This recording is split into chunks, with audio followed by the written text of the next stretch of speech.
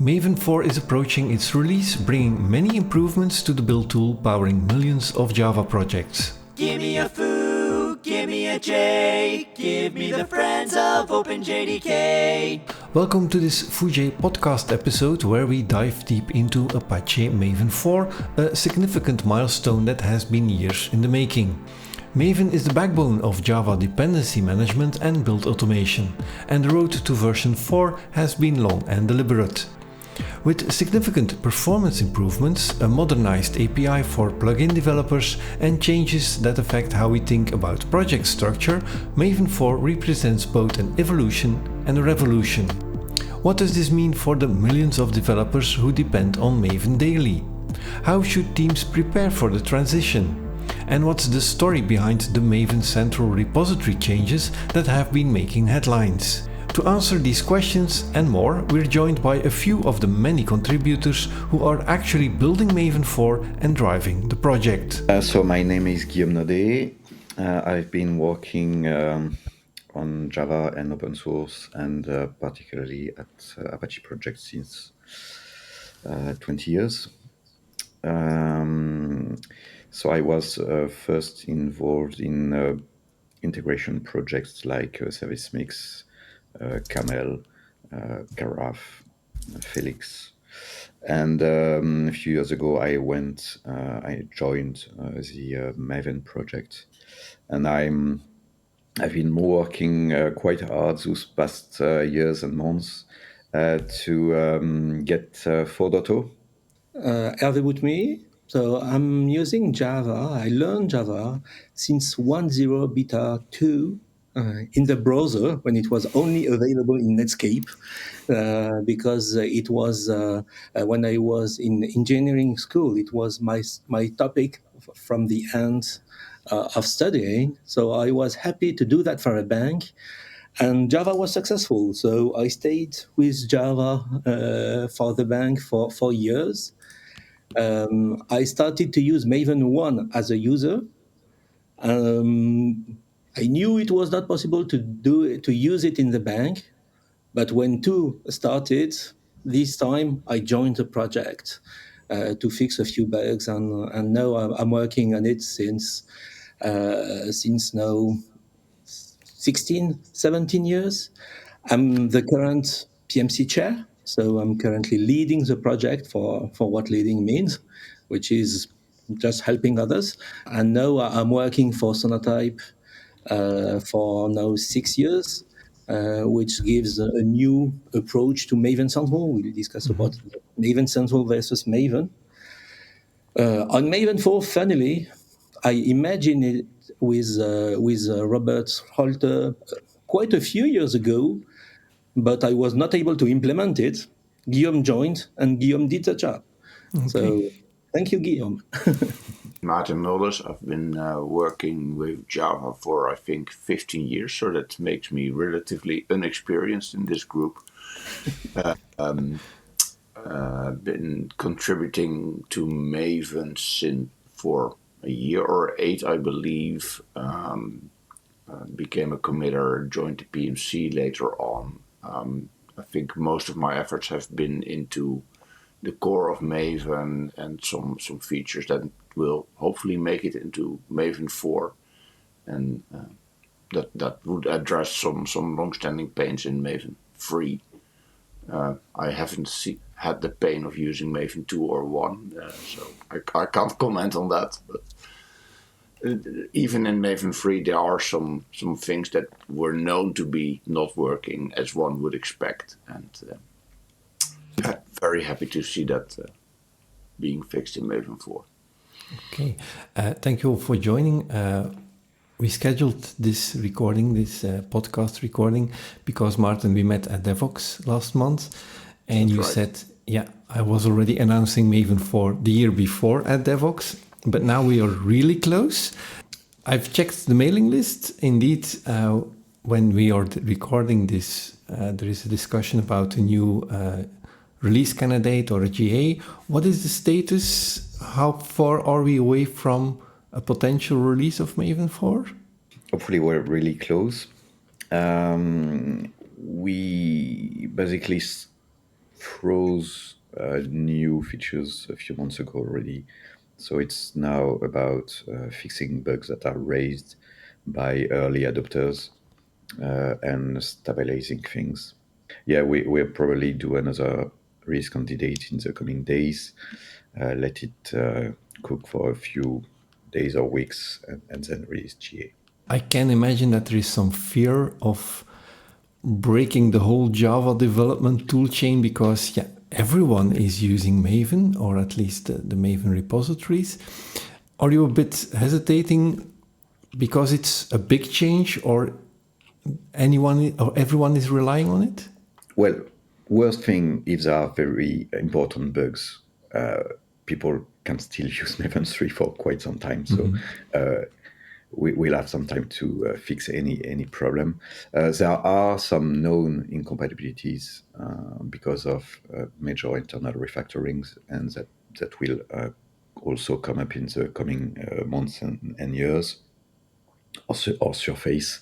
So some things will be broken, but I think collectively we decided that it was for the best. So there will probably be some time during which people will have to experiment their builds and take some steps to adjust to Maven 4 for the future.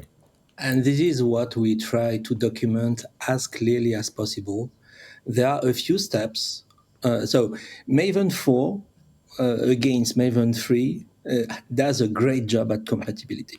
The same way Maven 3 did a great job at compatibility with Maven 2.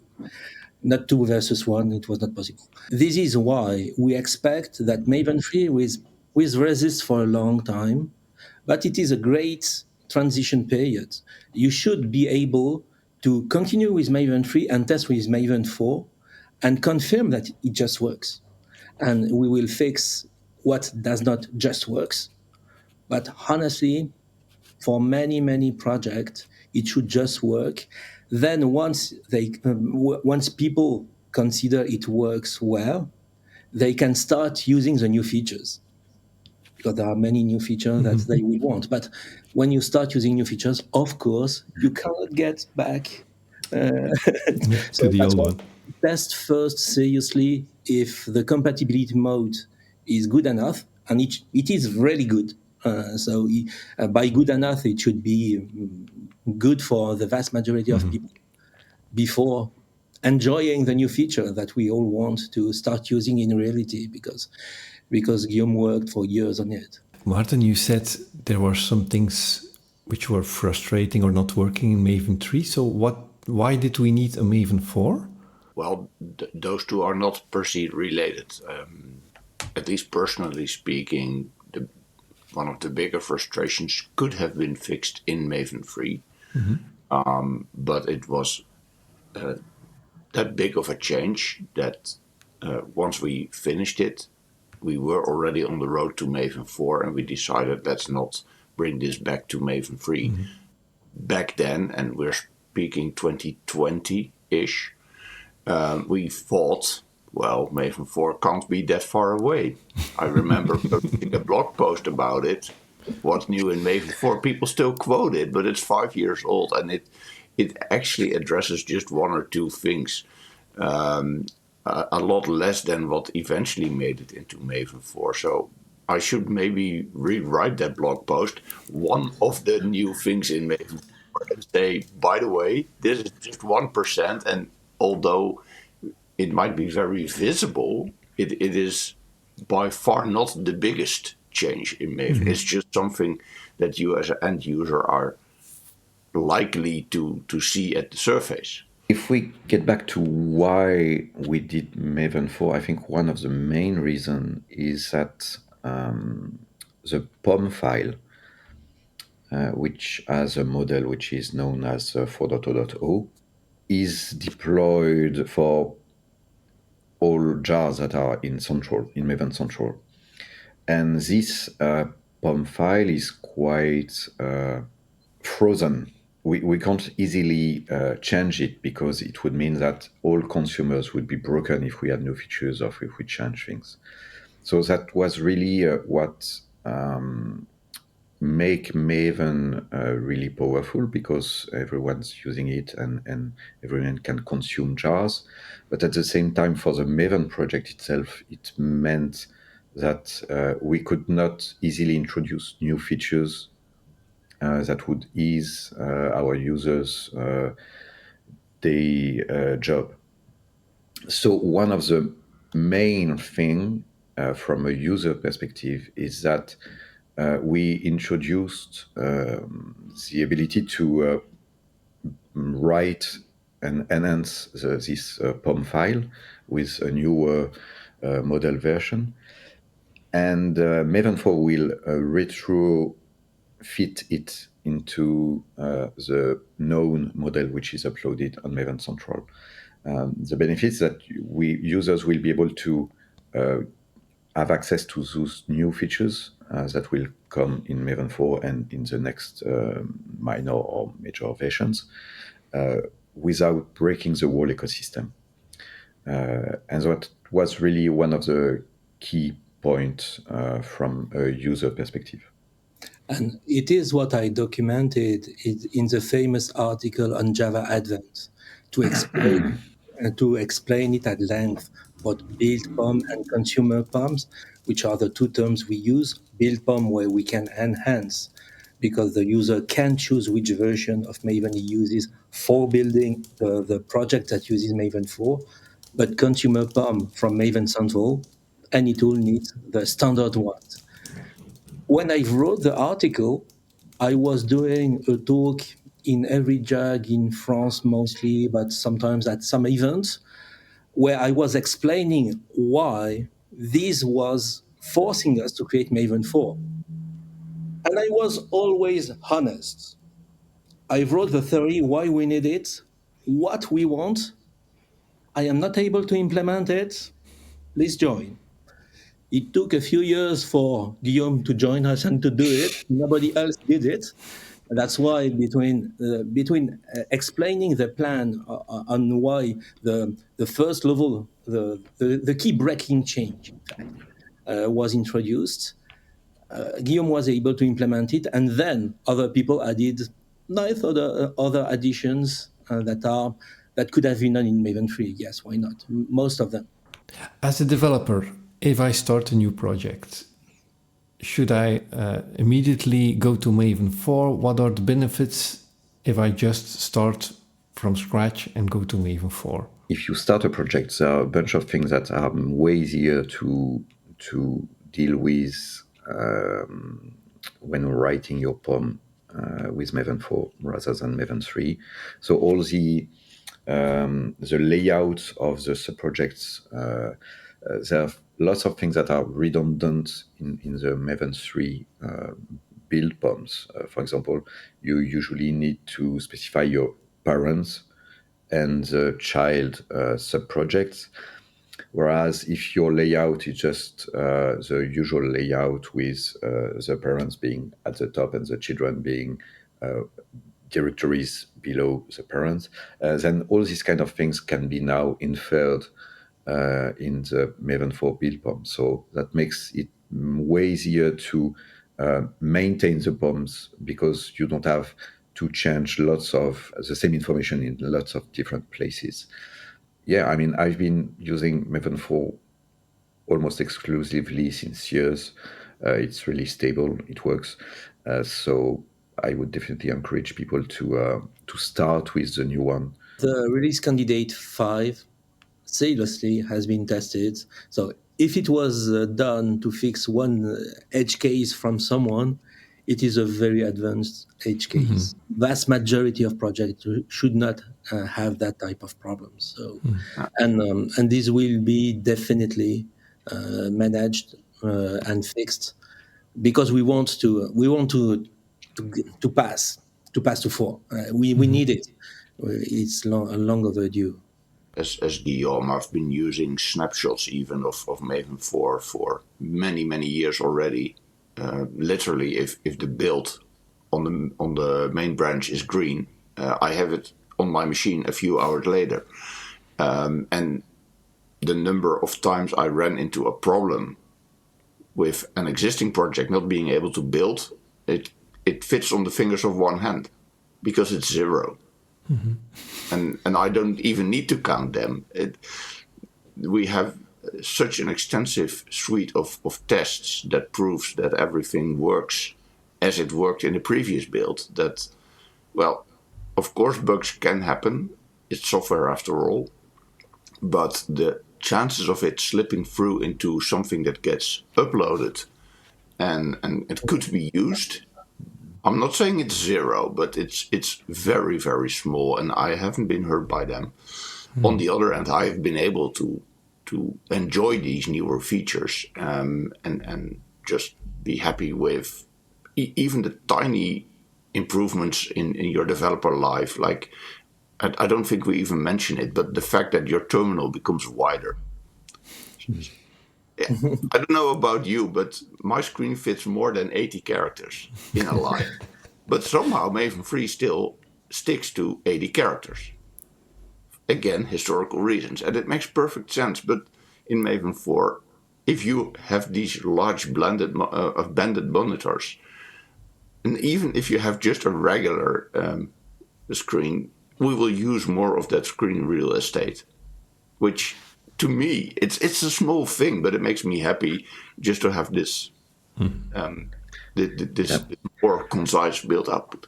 So another thing which is really useful to end users is the ability to resume a build where it stopped. In Maven 3, it was very difficult. It was not really easy, especially if you build in parallel. Now with Maven 4, you just add -R to the command line, and the build will resume from where it stopped. And that's really, and in terms of ease of use, it's really a tremendous feature. I'm using it every day. When I finished that feature, I remember one colleague saying to me, "This alone is going to be my primary reason for going to Maven 4 as soon as it gets out." Yeah. And I still love that one indeed. You regret not to have backported it to 3.9. No, I don't regret because it's these kind of things, Hervé, that I think will highly encourage people to use Maven 4 as soon as it gets out. The fact that these tiny annoyances that you know and that you maybe even have come to work around. Let's not start the Maven clean install debate here, but you know what I'm referring to, right? You don't need to anymore. It can make your life so much easier. By the way, what I also like is that in Maven 4, speaking of tiny improvements in developer life, you will get these useful suggestions like you haven't pinned the version of a plugin that ships with Maven, let's say the compiler plugin or something, which effectively makes your build less reproducible. Because if I'm using this version of Maven and Guillaume is using another version of Maven, we may have the same code base and yet have a different build artifact that comes out of it. That shouldn't happen. Only because we have different versions of Maven with a different version of the compiler plugin shipping by default. Now Maven will just tell you, hey, you didn't pin that version. You should. And maybe Maven 5 or something, this will just break your build because you shouldn't be doing this at all. So one of the big changes is in the POM file. So are we still in XML? Yes? Yes. Luckily, because I'm happy you didn't change to JAML or something like that. So. The POM file is still in XML. It's just a slightly modified version of the existing POM files. At the same time, during these past years, we introduced a way to actually have other format or languages to represent the content of the POM file. So there is an extension hosted outside of Maven that leverage that and provides YAML and Ocon and JSON 5 support, for example. And the benefit of the consumer versus build POM is exactly to make that possible, because your build POM can be a YAML file, while your your consumer POM that will be uploaded to Maven Central and consumed by others will still be the traditional POM file. And I have a big announce. We have a roadmap. You know what? For Maven 4, it is an extension. For Maven 5, it will probably be built in. When will Maven 5 happen? We don't know, but probably, it is the same announce than Maven 4 5 years ago. I don't know how many years, but it is probably for Maven 5. Stay tuned. Are there other important changes for plugin developers or integrators that they should know at this moment? Yes. One of the things that we did in Maven 4 is change the internal model to rely on immutable objects. So, for example, whenever you pass the POM file, everything is now hauled into immutable objects. And we will offer a new API for plugin developers that will be much more close to, or at least easy to use. At least that's the goal. The reason that Maven 3 evolved for the last 15 years, and there was no clear definition of what the API is and what plugin developers could rely on. This was also a problem for the Maven project because everything kind of became part of the API and we couldn't change things without risking breaking existing plugins. So this new API is not really, it's embedded in Maven 4. It's still in preview for the GA release. The goal is to attract plugin developers to try the API, see if there are any missing things for the plugins use cases, and there will certainly be a bunch of missing features, and to add them. And in the coming months, the goal will be to release this API publicly and prepare for the migration of Maven 3 plugins to Maven 4 plugins with a much cleaner API and easier way to develop and test. As a developer, as a Maven user, what will be the biggest change that I see when I am working on a project or building a project? If you keep your project the way it is, you won't see any change or not much. I mean, on the surface, if you still use the existing plugins, the 4.0 model, so the one from Maven 3, you can work the way you were with Maven 3 without changing anything. But for example, now in Maven 4, you have much more control over the life cycle and the way the plugins are bound to phases. This has been improved a lot, the whole life cycle. And this will mostly make sense when people switch really to Maven 4 and leverage the new features. One example, in Maven 3, we introduced a long time ago the parallel builder, which allows you to run things in parallel. In Maven 4, we made that a bit more powerful by allowing slicing per plugin, for example. Because of this tree of things, of this tree of phases, we don't have to wait for dependency to be fully built before being able to use it. So, for example, if you have a few modules, which are now called sub-projects, with Maven 3, you had to wait for your dependency sub-project to be fully built before being able to start building the next sub-projects. This is no longer the case, and that makes sense because you can test your dependencies after having them packaged as a jar so that they can be consumed later in the build. So these kind of things will allow you to have a much nicer parallel build, for example.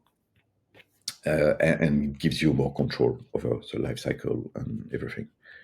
I think another thing that that users will definitely see when switching from Maven 3 to 4 is that if they run a Java version older than 17, Maven will no longer run. And although it may sound like a very small thing, I can imagine in some organizations this is going to be a game changer in the sense that, well, we've always run Java 11 or who knows what old version of Java, and now all of a sudden we need this newer version of Java. So that is something to be aware of and maybe even prepare for if it requires you to install that latest version of Java, which I would say is always a good idea to do, but well, reality kicks in and some organizations just have policies around these. And some organizations even seem to have policies that prohibit you from running newer versions. I fail to see the rationale for that, but let's consider that a flaw on my side. Yeah, that's a whole other discussion that you miss all the improvements in both the language and the runtime, and yeah, that your Java application is a security lot. aspects, of course, but yes, still I know such organizations exist, and for them it may be a little bit of a bigger hurdle. And no, that does not mean that you can't build your Java 7 project anymore, because you still can. But it will require that would require a change in your BOM actually. Imagine the hot discussion between the two extremes of the scope. Some wanting to stay with Java 8, others wanted to go with Java 25, given we are late. So True story. the exercise at keeping Java 17 was a hard exercise, which is both old and new. But anyhow, if you start a new project nowadays, it should at least be 21, 25 and Maven 4 in a few weeks, hopefully. So if we start a new project, then I think it's not an issue to go to these latest versions. Absolutely hope for you that you can use those latest versions. But as I said, reality kicks in, and Java, of course, is famous for providing a very long support, even on old code bases. You can still run them even if you haven't touched them for many years. But well, in terms of building, this will require you touching your build setup if you want to leverage, of course, Maven 4. There's nothing, as Guillaume earlier said, that forces you to do so. And if you don't feel like Maven 4 will bring you benefit for your old Java 7 application, then you always have the choice of keeping Maven 3 for your build. And as you said, the libraries which are created or which are upgraded to newer Maven 4, will still be uploaded with that same POM file, so they keep the compatibility. Yeah. Yes. Yeah, otherwise everyone else will be very sad. Sad or angry. Or both even. Or both. Which actually brings us to the repository. So if we talk about Maven, yeah, it's a build tool. It's how you define your project with a POM file, but it's also the repository. And we have someone here in the room of Sonatype. So can you explain us what is the difference between Maven, what I use as a developer on my PC, and Maven, the repository? This was one of the key aspects created when we created Maven 1. To have a dependency resolution, you need the build tool, Maven 1, and you need the location where binaries are available. And this one, it is a repository somewhere. At that time, it was a small machine somewhere. So this is where you need to download from an external repository. And this is where the split between the command line tool, the build tool, and the source of jar files is necessary, is something that happens quite normally, and now it is something that is quite normal because we know that we download dependencies everywhere. The term dependencies is now natural. When Maven 1 was created in early 2000, it was a discovery of that need of the both aspects. And hosting artifacts and distributing artifacts and having projects publish artifacts is definitely not something that has the same expectations from people, the same needs than really writing code as we do as Apache. So this is why after years, there was a split that was even bigger from Apache Software Foundation maintaining the software. And finally, individuals on their own laptops and with friends doing mirrors started. And when the mirrors started growing, when more people wanted to publish, it became hard to do it as just a group of people. It started to become something that had to be more professional. And this is where Sonatype entered the loop at managing the repository aspect of it, the Maven Central aspect of it, and letting Apache Software Foundation continue maintain the build tool of it. And can we be proud of Maven, the repository, because we have similar systems for JavaScript libraries? Yeah.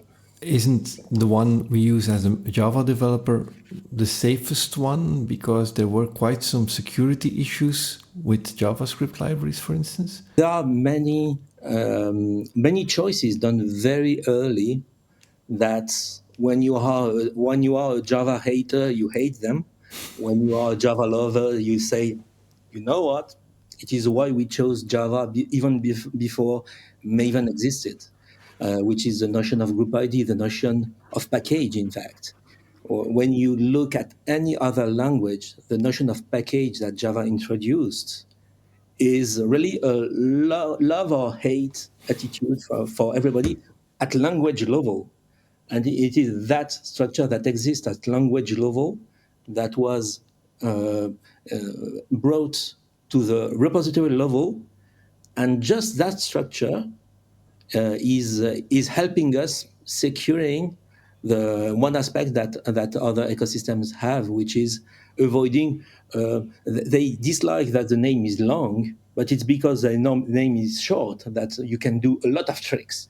In Java, sorry, name is long, yes, but it had good reasons, good intents, and good results, in fact, at the end. This is one of the aspects. The other aspects, Maven Central is immutable, so you can't play at replacing. You can no. Everything is enforced, particularly when the job of maintaining Maven Central has been hardened by Sonatype. It was one of the objectives when splitting from just a few people helping at the Apache Software Foundation to something that was more strict at controlling every rules. We introduced PGP very early. People hate it, but it helps because what do you think about a student learning a language in 5 minutes and 1 hour later is starting to publish on official repositories? And these all the small hurdles for people who hate it, but we love it. It is features. It is designed to improve the situation. Yes, by being a little bit harder to use at first. Sorry. But there's nothing too big of a hurdle to take. I mean, you don't require people to pay a yearly fee to be able to publish. You don't require specific credentials. Everybody that has a GitHub handle or a domain name can publish on Maven Central eventually. Even without spending a cent, you could do that, but there will be checks and balances that make sure that not somebody else publishes under your name, for instance. That is one thing I like as a person, but I think companies will also like. It's impossible for me to publish something under a group idea that I don't own or that I don't belong to. I could only do that if the owner approves me of doing such. I think that, for one, is already a big improvement compared to other package repositories. As a library developer, something changed recently in how you authenticate to Sonatype to upload a new version of a library. What's the reason behind that? The reason behind that is very easy. It started in 2008 with technologies from 2008, and these technologies are aging. so it worked. So there was no urgency about changing it for years. It still worked. People were not happy. It was not funny. The UI was started to get old and so on. But okay, it just worked. At some point in time, Sonatype invested, brought more money on the table because it is the question of funding that is behind that. Because changing requires even more effort, not only maintaining a system that runs, but building the new one that permits to get to the next generation. If you go to Maven Central, there are different URLs which you can use. So you have oss.sonatype.org, you have central.sonatype.com. What's the difference there? When I was saying that some parts of Maven Central are aging, I was talking about a third one with oss.sonatype.org and search.maven.org. oss.sonatype.org is also called OSS-RH, which is the publication aspect that was there for years. Search.maven.org is a UI for searching artifacts. These two ones are very old and are, currently dying. And they were merged. In fact, they were rewritten into one single central.sonatype.com portal, the famous central portal, as I put in the documentation, that brings in one single UI the search and the publication, which is the modern approach that every other ecosystems have from the beginning because they started later.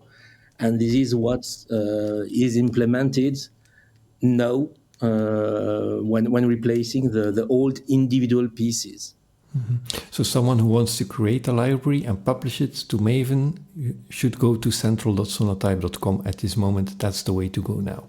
Yes, from a publication perspective and also from a search perspective. Mm-hmm. If you go to search.maven.org, you should be redirected. But if you are not, because you managed to not be redirected, just know that it will disappear one day. Mm-hmm. And okay. It is not, for example, it is not updated as fast as it should, because it's dying. Okay, but the central is the one that we should remember. Exactly. And forget all the other ones. Okay. Exactly. Is it true that the very first Maven repository server was somewhere behind or below the desk at the Sonatype office? And is it still there? So, said like that, it cannot be true because the company was created later. Okay. But it may be a laptop that was under the table of one of the founders of Sonatype. Yes. Before he founded Sonatype. Mm-hmm. But yes, it started very small.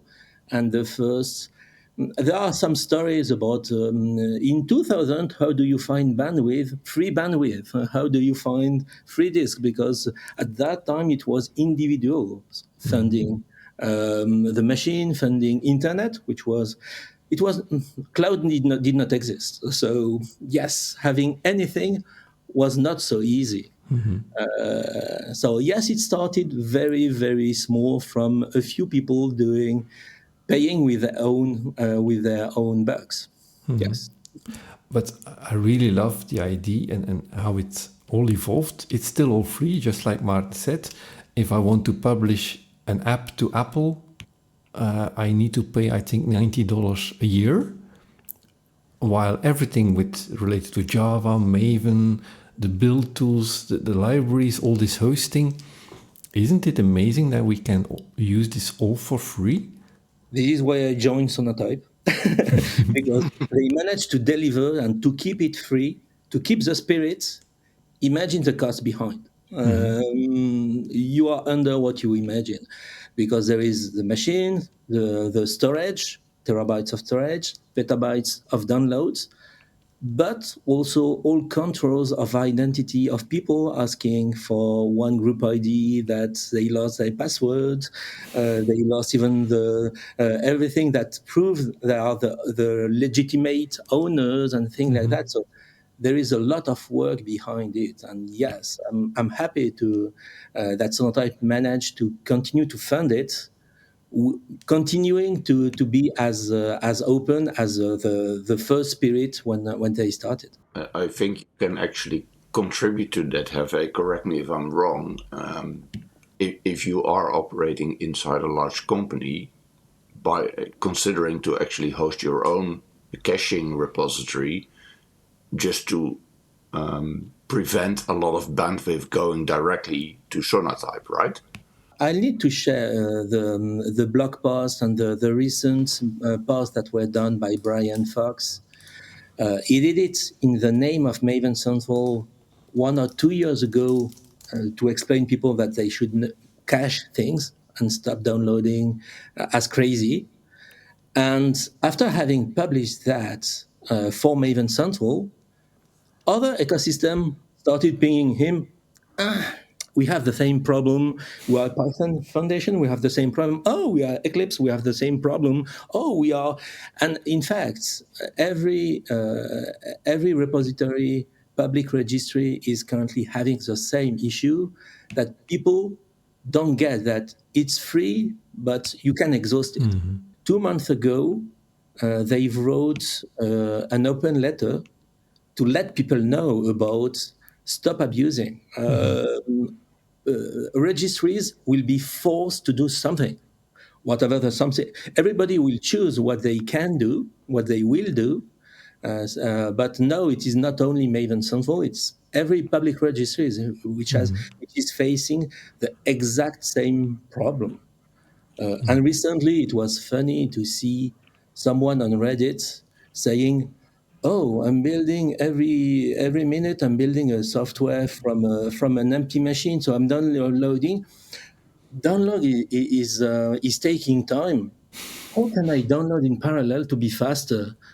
No, don't exhaust even more the system."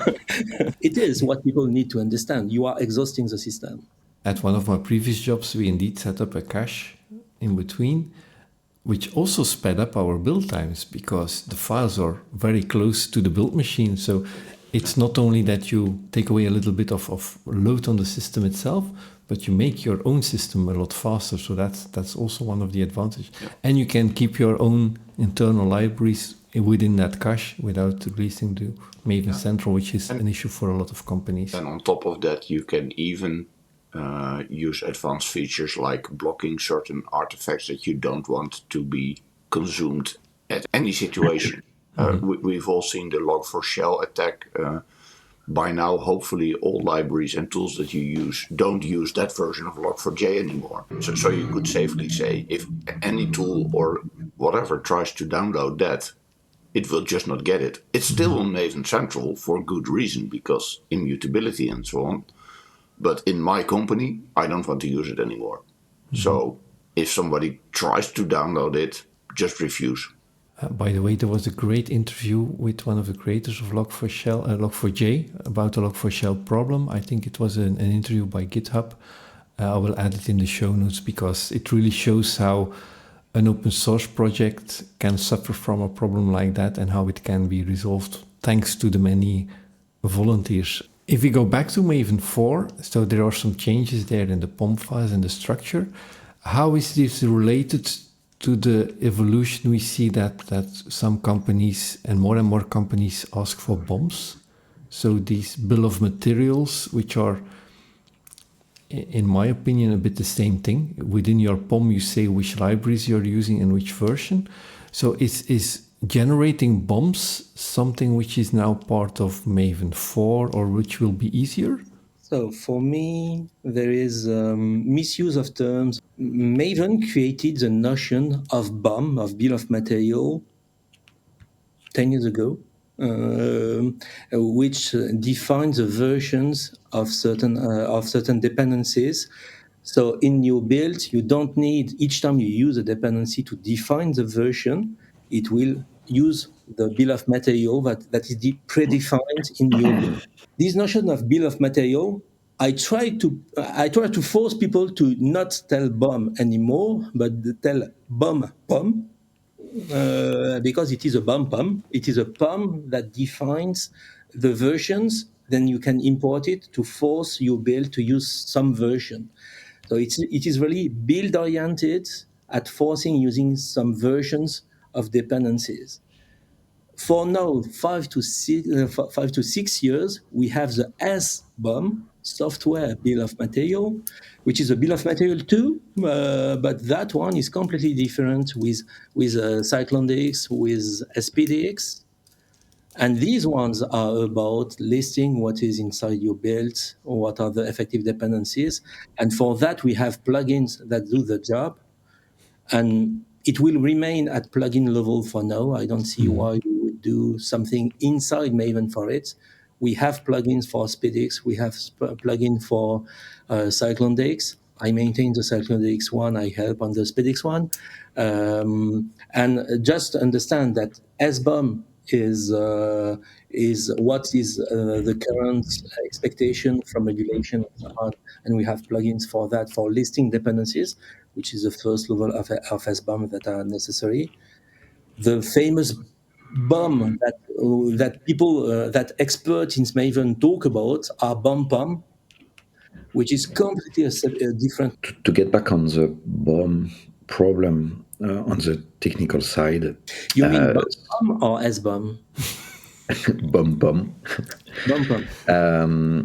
So we have some very well-known projects such as Spring Boot and such projects that defines and rely a lot on BOM-POMs. This actually causes a bunch of problems for the Maven build tool itself in terms of memory consumption and performance. And another point is that, as Hervé said, the BOM-POM is specifying which dependencies or which version of the dependencies you should use. But as soon as you have multiple conflicting sources, it's becoming very difficult to manage. And currently, the only real solution is to actually override in your own POM to clearly specify which one you want. It's really difficult to handle. So that definitely one area that could be improved to some degree. I'm not sure yet how it will actually become something usable, but there's definitely some things to do in this regard. But it's not for Lotto, so maybe later. For the record, adding BOM-POMs and the import of BOM-POMs is the feature in 2013, something like that was added to Maven 3, where were not able to change the POM format, but added a little trick. And this is where we discovered, we found a trick, but we can't do anything serious, in fact. And this was the beginning of the thinking. In 2013, we have a problem. Then 2 or 3 years, we need to find a solution. Then for 3 years, we found a solution. Then 5 years we implemented the solution. But it is exactly for BOM-POM was really the first case where we tried to add a big new feature to Maven 3. And we discovered that not being able to change the POM format was part of, or anything really strong, was part of, we are stuck because of Maven Central. And this is where the relationship between the repository and the build tool remains quite important. Yeah, and you have this backlog of all the existing libraries. Yeah, we cannot ask developers to update all of them. And at the same time, we have some conflicting things coming from other build tools, such as Gradle, which actually upload some metadata to Maven Central, which they use, but slightly differently from Maven. And so it makes consuming things a bit more difficult, because depending on which build tool you use, you may have different results, and it's kind of breaking some expectations. So there's definitely some stuff to do around that, but we'll see. And you talk about that because Gradle is heavy, and it's currently happening a lot. One thing that people don't know a lot is, for example, SBT published some artifacts to Maven Central that does not conform to the naming convention. So Maven itself cannot get the file because the name of the file cannot be represented by normal group ID, artifact ID, classifier extension. SBT is only one to be able to download. So this is where we are sharing now a common resource and clarifying which rules need to be kept. And when someone tries to expand on it, when it's just something that will be usable by himself, it's something that will break others, because if it is a library done with Gradle, we expect that it should be consumable by others. So sometimes it's tricky. It's really hard. No blaming of anybody. That's not the topic. No. How should we compare Gradle and Maven? Like, Gradle is also using the Maven repository. Is it a competition? Is it good ideas from one or going back to the other? The main difference, in my opinion, is that Maven relies a lot on descriptive things. So when you write your POM, it's not executable code. So I think that's what maybe led to creating Gradle, because they wanted maybe something more easily to tune and modify, but at the same time it causes problems because it's actually not just a tool; it becomes a program itself, your build environment and build configuration. So it's much more tricky to dive in my opinion, than just Maven, which is purely descriptive.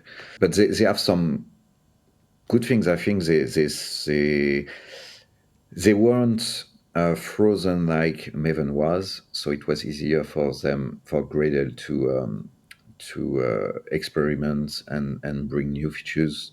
Hopefully, once Maven 4 is out, we will be able to bring new features also by enhancing our build BOM while keeping the ecosystem friendly and not breaking anything with the consumer BOM. So yeah, I mean, and at the end, as I ever said, it's just a matter of how you better like the one or the other. Right? They have different strengths. So choose your problem: flexibility, or just use as everybody, and then it is easier to just build because it's ambient package. The fact is that from a Gradle company perspective, a few years ago they started to have some business offer that works both for Maven and Gradle. Then there is no conflict. It is clear that make your choice. Are you these type of guys who love to adapt everything and pay for it, because pay the complexity for it, but hey, it is a complexity you want to pay for, because for you it's not something that it's not a cost, it's a benefit. For us it's the opposite. We avoid the complexity, which avoids the costs, but you need to accept the rules. And now I think that that line of choice, which is really a line of choice, is well established, which permits not fighting. It's not a question of fight. It's eventually finding problems, because eventually sometimes there are some problems. The famous Gradle modules, it's not intentional, but it's something that we'll have to fix, for example. I think you summarized it quite nicely.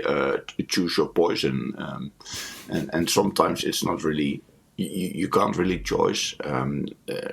Let's say you're building an Android application. Well, you may try to do that with Maven, but I think you will really be hurting yourself if you try to do that.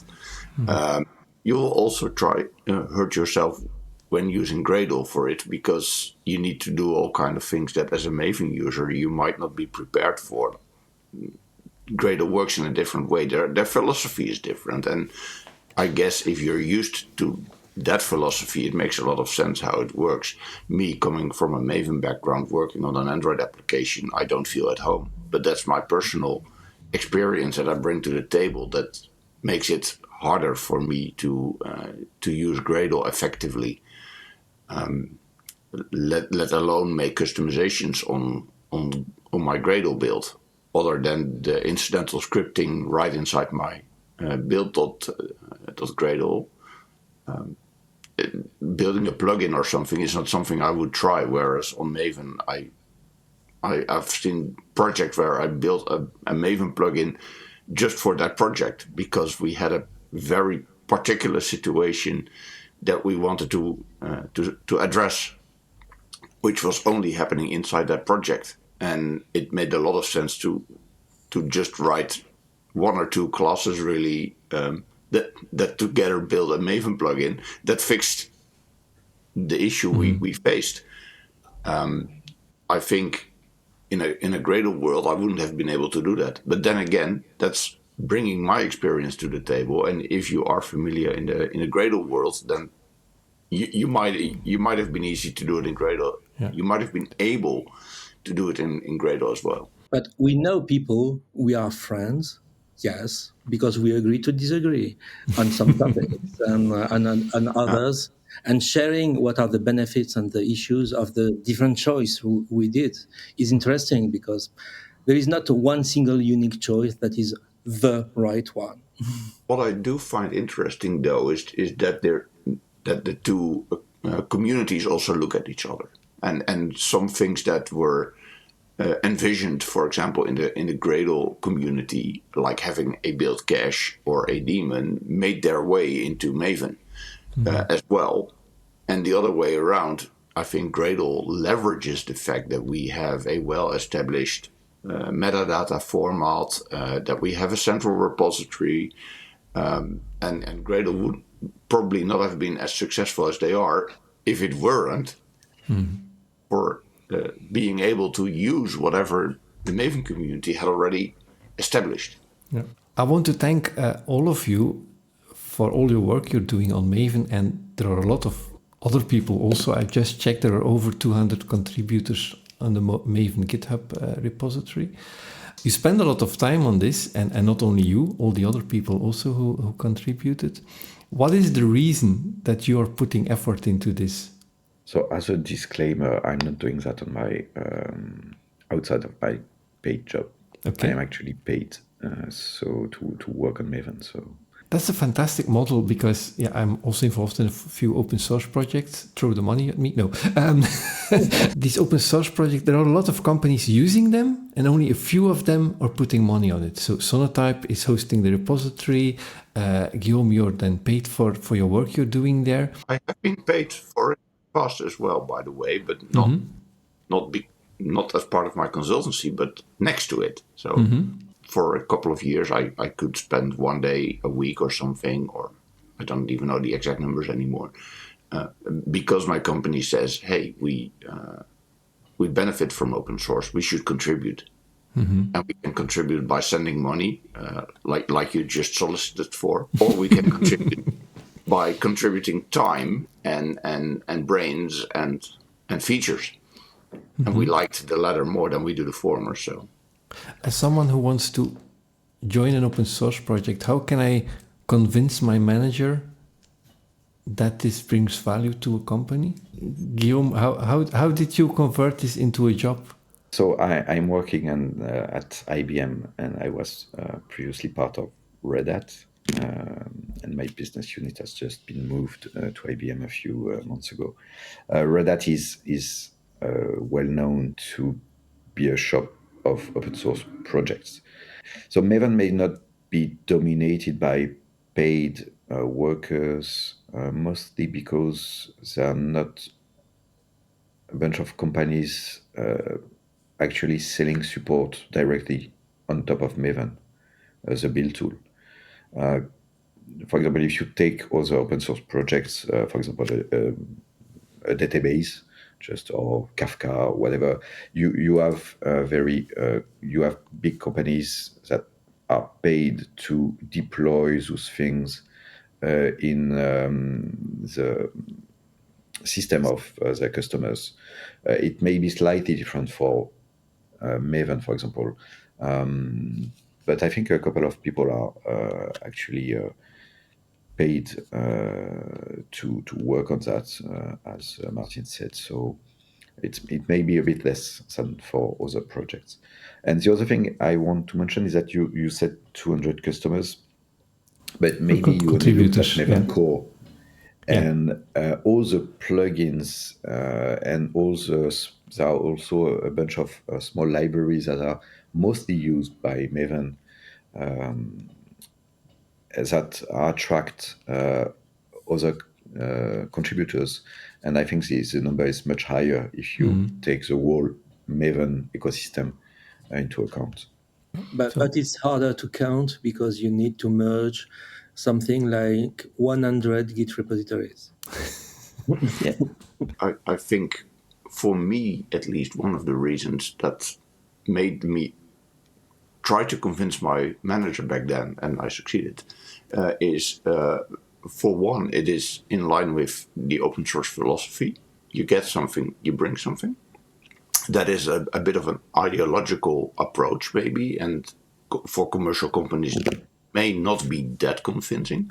But what I've also seen is it is super motivating for the employees, because working on Maven or any open source project with a significant user base, that brings a lot of that gives you a great way to bring impact to many people and to many other software projects. I remember having a discussion and saying, okay, but the code that I write will one day run on millions of machines worldwide because that code is in Maven.